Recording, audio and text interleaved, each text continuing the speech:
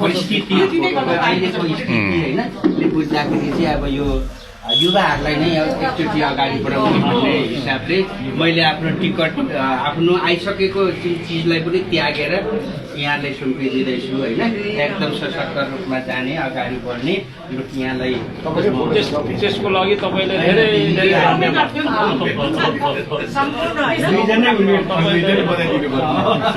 अनि त्यसले गर्दाखेरि आजदेखि आधिकारिक रूपमा केन्द्र कमिटीबाट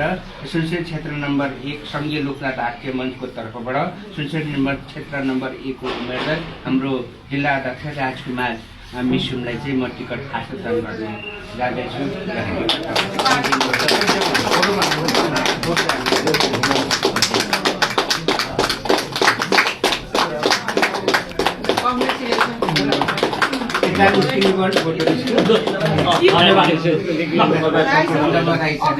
तपाईँलाई हामी सबैलाई बधाई एक महिनाको लागि संसदै हो।